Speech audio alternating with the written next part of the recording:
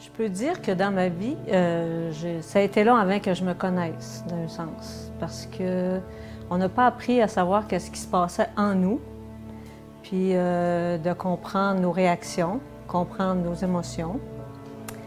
Et je pense que je survivais plutôt que de vivre. Puis quand je lis la Bible, puis que Dieu promet la vie abondante, la vie est en abondance. Je me dis, OK, on a la vie éternelle, mais l'abondance, elle n'est pas toujours là.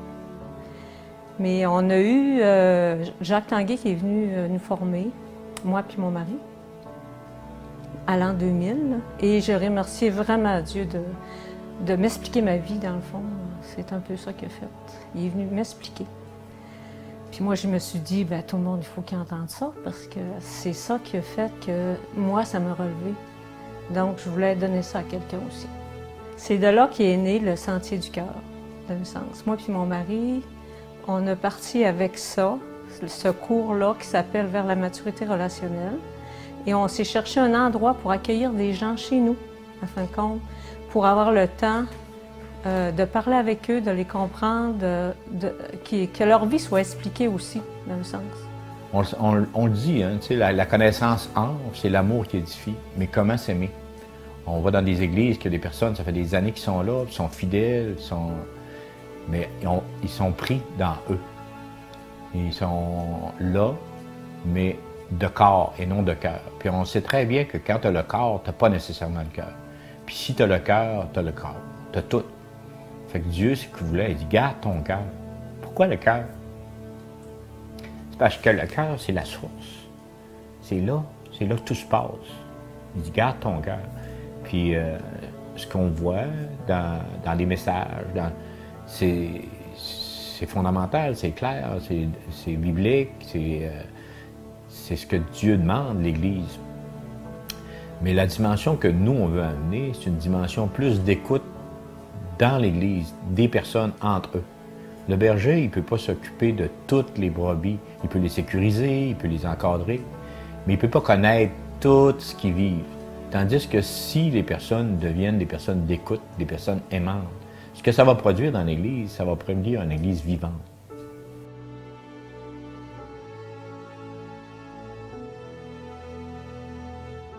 Bien, on apprend à savoir c'est quoi les désirs qu'on a en tant qu'homme ou en tant que personne, je dirais, parce que ça s'adresse autant aux femmes qu'aux hommes. On apprend à connaître nos désirs. Bien, les désirs, c'est Dieu qui les a mis dans nos cœurs. C'est des désirs relationnels avec lui, avec Dieu. C'est un désir d'intimité avec lui, c'est un désir d'intégrité avec lui, c'est un désir de valorisation avec lui, au même titre qu'avec l'être humain. On cherche ces choses-là. Fait que quand on comprend ça, on s'aperçoit que dans notre vie, on n'a pas eu ces désirs-là comblés. Fait que ça nous a amené quoi? Des blessures. Ces blessures-là nous ont amené à des réactions.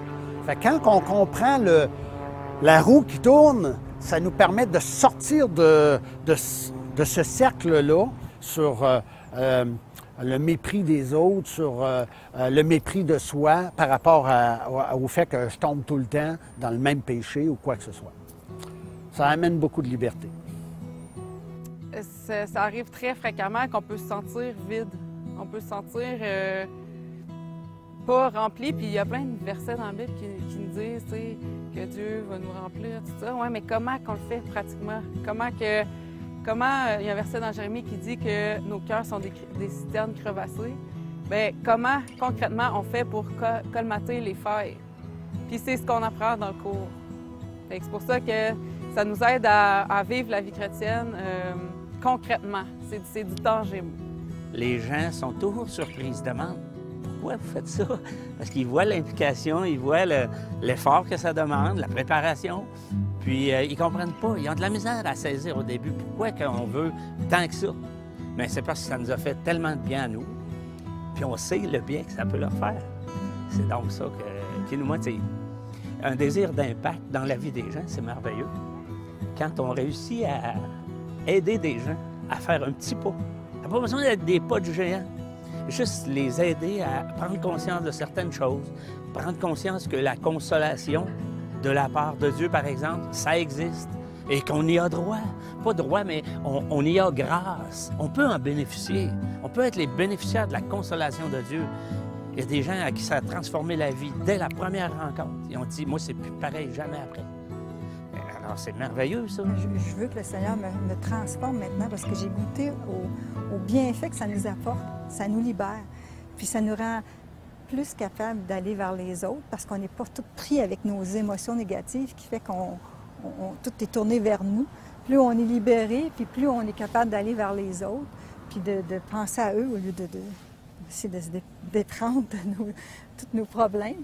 Puis aussi, le sentier, ça m'a fait voir Dieu aussi du côté relationnel, pas mal plus dans le détail.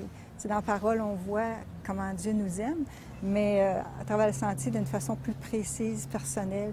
Puis ça a beaucoup touché mon cœur, puis ça a fait encore grandir plus mon amour pour lui. Moi, le sentier, ça m'a redonné la vie. Ça m'a fait découvrir que j'étais une personne humaine. J'avais perdu mon humanité. J'avais perdu qui j'étais en tant qu'être humain. J'étais comme un robot qui faisait des choses et qui avait pas d'identité, qui était là, puis le sentier, moi, c'est la vie.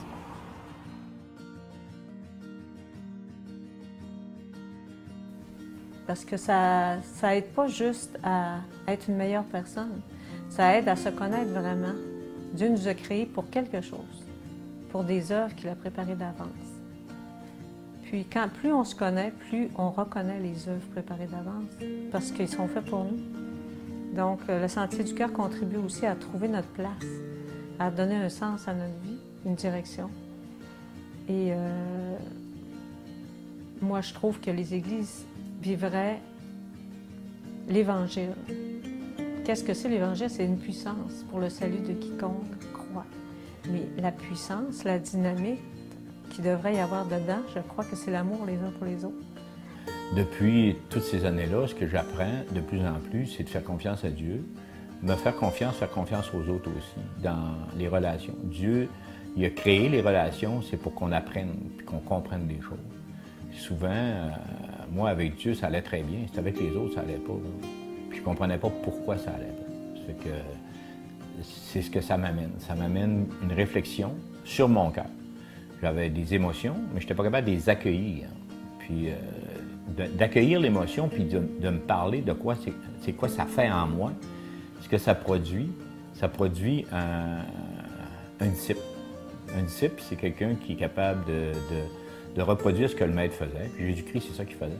Il vivait des relations.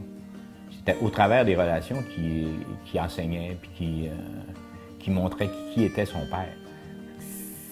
Là, c'est sûr que je vais pleurer, là, mais c'est dans le sens que on veut ressembler au maître, puis on ne sait pas comment faire.